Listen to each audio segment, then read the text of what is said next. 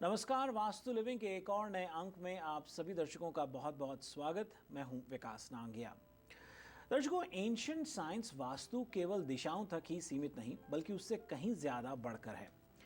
यदि कमर्शियल या residential property का वास्तु अनुसार रखरखाव किया जाए तो वो बहुत अच्छे परिणाम दिखला सकता है। इसी को जहन में रखकर आज हम अपनी वास्तु और फंक्शुई कंसल्टेंट पल्लवी जी के साथ होम डेकोर एंड वास्तु विषय पर बातचीत करेंगे। हम अलग अलग पहलुओं पर चर्चा करेंगे कि घर के किन किन एस्पेक्ट्स को अगर वास्तु के अनुसार रखा जाए तो जीवन खुशहाल हो सकता है। आइए उनका स्वागत करते हैं। पल्लवी जी, कार्यक्रम में आपका बहुत बहुत स्वागत। शुक्रिया। बहुत दिलचस्प विषय होम डेकोर एंड वास्तु, अलग अलग पहलू जुड़े हुए हैं इसके साथ। क्या कहेंगे इस विषय के बारे में? वास्तुशास्त्र के अंदर इंटीरियर डिज़ाइनिंग, होम डेकोरेशन, उन सब छोटी छोटी बातों से कई बार गलती से वास्तुदोष होता है और कई बार उपचारात्मक यानी कि रेमेडियल बेस पे आप उससे परेशानी को सॉल्व भी कर सकते हो। तो ज़्यादातर लोगों के दिमाग में घर का दरवाज़ा, डायरेक्शन वगैरह सब बातें होती है, लेकिन आसपास के उस कमरे के अंदर रखी हुई चीज़ या बिज़नेस लोकेशन पे रखी हुई चीज़ के डेकोरेशन से कई बार कुछ वास्तु दोष खड़े होते हैं। तो नॉर्मली लोग उसको इग्नोर कर देते हैं, उनको आइडिया तक नहीं होता है कि ये सब चीज़ों से परेशानी हो सकती है। लेकिन अदर वे से अगर उसको पूछो कि वाटरफॉल, तो वो कहेंगे कि हाँ, वो वास्तु के हिसाब से इस दिशा में रखना चाहिए, एक्वेरियम तो यहाँ पे रखना चाहिए। सो ये सारे डेकोर के नाम है, क्योंकि आप उसको बनी बनाई चीज़ों के ऊपर रखते हो। तो जैसे डेकोरेशन के लाभ उठाने की बात चलती है, वैसे डेकोरेशन से ध्यान रखना चाहिए किस बातों को आपको उससे परेशानी हो सकती है, वो सब चीज़ों का नॉलेज भी आपके पास ज़रूर होना चाहिए। जी, तो होम डेकोर को अगर बेहतर समझना चाहें और होम डेकोर से लाभ उठाना चाहें तो क्या सुझाव रहेंगे आपकी ओर से? ज़्यादातर किसी भी घर के अंदर घर बन जाने के बाद जब आप नया घर बनाते हो और आप घर उसका इंटीरियर डिज़ाइनिंग करते हो और अगर आपको शुरू से पता है तो वास्तु के प्लान जब आप घर में बनाते हो कि किचन कहाँ पे होना चाहिए, बेडरूम कहाँ पे होना चाहिए, उस परिवार के हिसाब से बाथरूम की पोजीशन कहाँ पे हो सकती है, उसी के साथ साथ कंस्ट्रक्शन स्ट्रक्चर के अंदर जो जो मटेरियल को अप्लाई किया जाता है, जो होम का डेकोरेशन घर बन जाने के बाद होता है, तो वहाँ पे भी वॉल कलर के अलावा जो सामान को रखा जाता है, wall picture, poster, painting, rugs, जो भी तरह के डेकोर की प्रोडक्ट्स आजकल मार्केट में उपलब्ध है, वो सारी चीज़ों को जब आप रखते हो तो वहाँ पे भी वास्तु के उतने ही रूल्स रेगुलेशन को फॉलो किए जाते हैं। ये सब बातें जनरल नहीं होती है, पर्सन टू पर्सन होती है।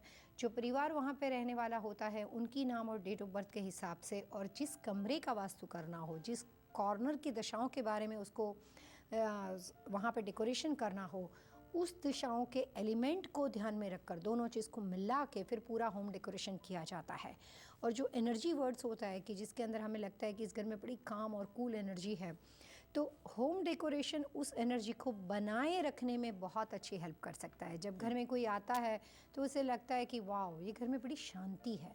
तो फीलिंग को, जो एनर्जी आपने स्ट्रक्चरल से के थ्रू क्रिएट की है, उसको लंबे अरसे तक वहाँ पे कूल हैप्पीनेस वाली फीलिंग को बनाए रखने में भी डेकोरेशन वास्तु के अनुसार होना चाहिए। जी, घर के आकार विकार अलग अलग तरह के हो सकते हैं पल्लवी जी। अब वो, और मैं कहूँगा कि जैसे कॉमनली अगर हम बात करते हैं अमेरिका में, अपार्टमेंट हो सकता है, कॉन्डोमिनियम हो सकता है, टाउन हाउस हो सकता है, सिंगल फैमिली हो सकता है और विलास जो होते हैं वो भी हो सकते हैं।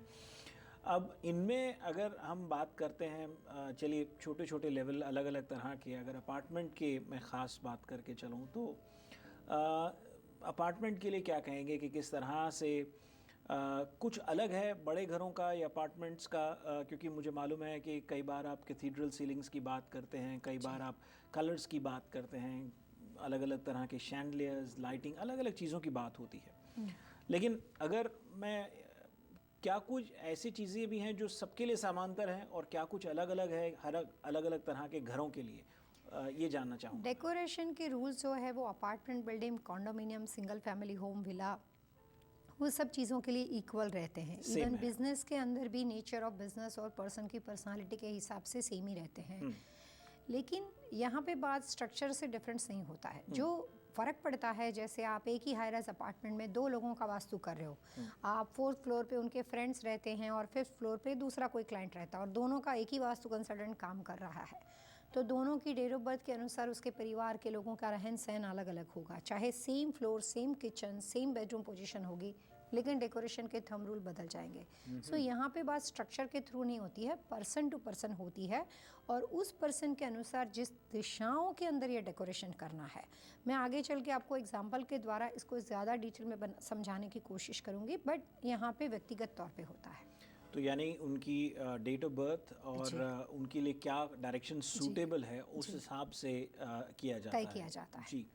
अगर समांतर स्तर पर हम बात करना चाहें तो चलिए, अगर आपने कहा कि भले वो टाउन होम हो, कॉन्डोमिनियम हो, अपार्टमेंट हो, सिंगल फैमिली हो, चलिए ये समझ के चले, लेकिन आप घर के जो अलग अलग एस्पेक्ट हैं, जैसे कि मान लीजिए लिविंग रूम है, तो लिविंग रूम का रख रखाव, होम डेकोर किस तरह का होना चाहिए उसके बारे में बताइए। फिर हम बेडरूम और अन्य रूम्स के बारे में संक्षिप्त में बातचीत करेंगे। अगर ज़्यादातर किसी घर के होम डेकोर के बारे में, वास्तु के बारे में नियम बताए जाते हैं तो सबसे पहले वहाँ पे परिवार की डेट ऑफ बर्थ का होना बहुत आवश्यक है।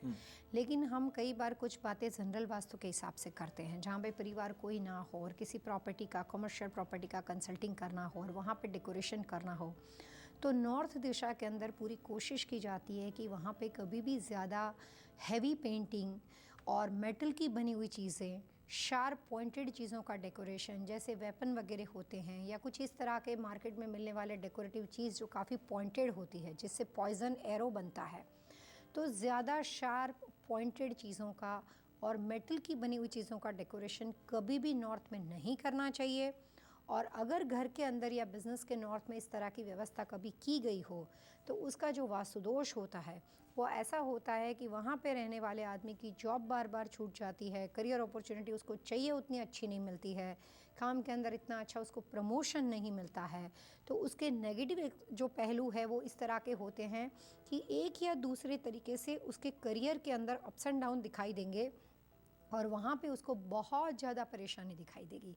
तो वहाँ पे जो भी परिवार के लोग जो कि घर के ब्रेड विनर है उनको उस एंगल से परेशानी आएगी।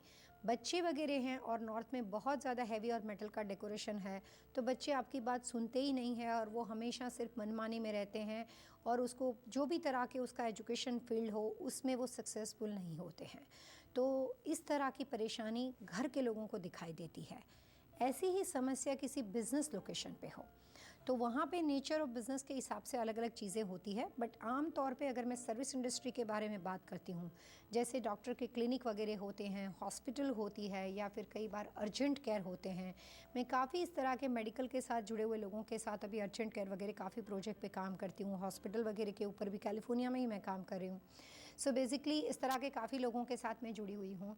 तो जब डॉक्टरों के साथ बात होती है तो उनको बड़ा अच्छे से वास्तु समझ में आ जाता है, बिकॉज उसको एनर्जी, साइंस, वो सब चीज़ें ज़्यादा अच्छे समझ में आती है।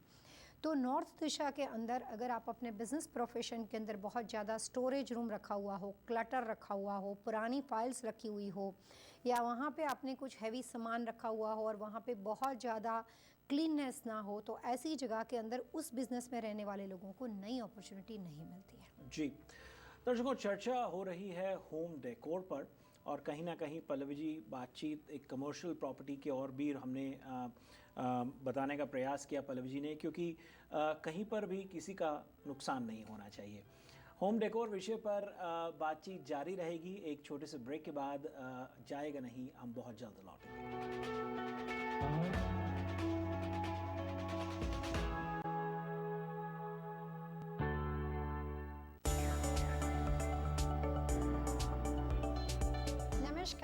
मैं Pallavi Chhilawara, Vastu feng consultant. Vastu Shastra और फेंग शुई लाइफस्टाइल और आसपास के रखरखाव के साथ जुड़े हुए विषय हैं। हमारे वेद शास्त्रों के अनुसार वास्तु एक ऐसा साइंस है जिससे आप अपनी लाइफ अपनी इच्छा के अनुसार बदल सकते हो। जरूरत है सिर्फ उसे समझने की। वास्तु और फेंग शुई के माध्यम से जीवन की किसी भी समस्या का सरल मार्गदर्शन मिल सकता है। घर और बिजनेस की पोजीशन, दिशाएं, पॉजिटिव एनर्जी, आसपास की सजावट आपकी लाइफस्टाइल बनाते हैं और बिगाड़ भी सकते हैं। For any Vastu related queries, contact us at 123vastu@gmail.com along with your family name, date of birth, address and house plan. You can also visit us at vastufengshuiworld.us.